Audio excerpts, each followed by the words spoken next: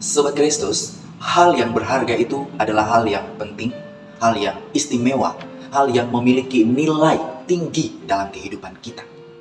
Baik itu benda mati ataupun benda hidup, kita akan menjaga sebaik mungkin sehingga tidak terjadi sesuatu hal yang buruk terhadapnya.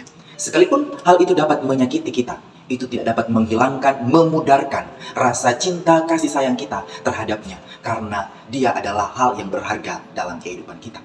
Seperti kekasih kita, seperti saudara kita, keluarga kita, anak kita bagi kita yang sudah berumah tangga, orang tua kita bagi anak-anak. Kita akan melakukan apapun agar mereka boleh merasakan kebahagiaan, karena mereka adalah hal yang berharga dalam kehidupan kita. Saudara, dalam firman Tuhan kita di saat ini, dalam kitab Yesaya 43 ayat yang keempat berkata, "Oleh karena engkau berharga di mataku dan mulia, dan aku ini mengasihi engkau, maka aku memberikan manusia sebagai gantimu, dan bangsa-bangsa sebagai ganti nyawamu." Saudara, siapakah yang dimaksud dengan hal yang berharga dalam firman Tuhan kita di saat ini? Jawabannya yaitu, kita umat ciptaan Allah. Kita diciptakan menurut gambar dan rupa Allah. Dalam bahasa Latin, Imago Dei. Dalam bahasa Inggris, Image of God. Dalam artian yaitu tabiat Kristus, memiliki karakter Kristus. Kita tahu mana yang baik dan mana yang buruk. Nah, saudara-saudara yang dikasihi dan diberkati oleh Tuhan kita Yesus Kristus, jadi bukan hanya hamba Tuhan, vikaris, penatua, diaken, majelis yang berharga di mata Tuhan, melainkan kita semua umat ciptaan Allah, karena kita diciptakan berbeda dengan makhluk ciptaan yang lainnya. Jadi kita bukanlah robot, kita adalah manusia yang memiliki akal budi, yang memiliki kemuliaan Allah dalam pribadi kita, sehingga kita tahu mana yang baik dan mana yang buruk. Sehingga walaupun kita berbuat hal yang tidak baik, Allah mengasihi kita dengan mengorbankan anaknya yang tunggal, Tuhan kita Yesus Kristus, yang rela mati untuk menebus dosa-dosa kita. Nah saudara, mungkin kita bertanya dalam hati kita, kalau kita ini berharga di mata Tuhan, kenapa saya bisa sakit? Kenapa saya bisa terluka? Kenapa saya bisa kecewa?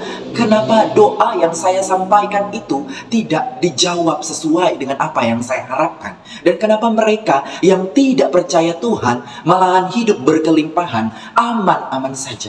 Berbeda dengan saya, apa yang saya minta kepada Tuhan, itu Tuhan tidak jawab sesuai dengan apa yang saya minta kepada Tuhan.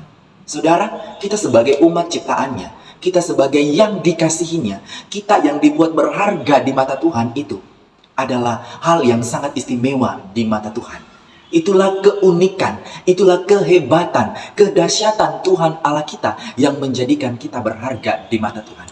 Sebab kita sebagai umat Kristiani yang berharga di mata Tuhan harus memiliki kualitas hidup beriman di mata Tuhan. Sekalipun kita berharga di mata Tuhan, kita harus menjalani kehidupan ini berdasarkan apa yang Tuhan inginkan bagi kita.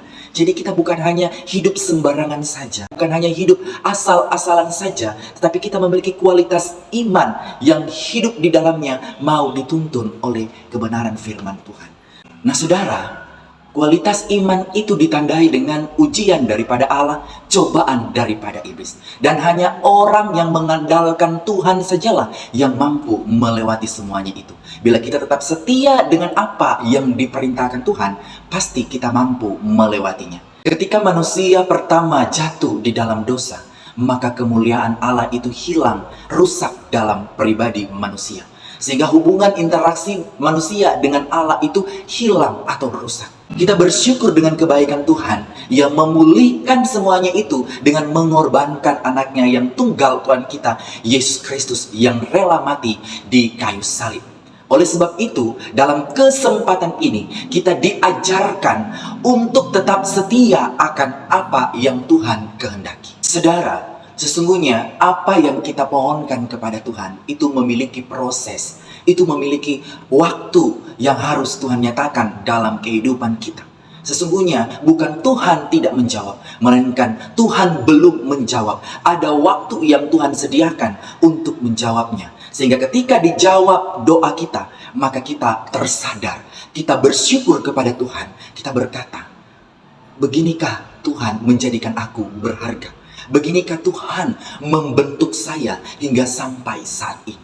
Saudara, sebab intan permata diproses dengan waktu yang sangat lama sehingga ia memiliki kualitas yang berharga. Demikian juga kita. Kita bukanlah benda mati yang berharga di mata Tuhan, melainkan kita adalah benda hidup yang berharga di mata Tuhan. Benda hidup yang berharga di mata Tuhan itu bukanlah robot yang harus dikontrol-kontrol, melainkan kita memiliki akal budi dan hikmat untuk membuktikannya secara nyata dalam sikap tindakan kita bahwa kita ini berharga di mata Tuhan. Terpujilah nama Tuhan karena firman-Nya ya dan amin. Tuhan memberkati kita sekalian. Mari berdoa. Kami bersyukur ya Allah untuk firman-Mu di saat ini. Kami yakin kami adalah umat yang berharga di mata-Mu. Oleh sebab itu ya Allah, kami pohonkan kepadamu, biarlah hikmat akal budi yang berasal daripada Tuhan itu benar-benar kami lakukan dalam kehidupan kami. Sehingga kami benar-benar membuktikan itu secara nyata bahwa kami memiliki kualitas hidup beriman di hadapan Tuhan. Terpujilah nama-Mu ya Allah. Amin.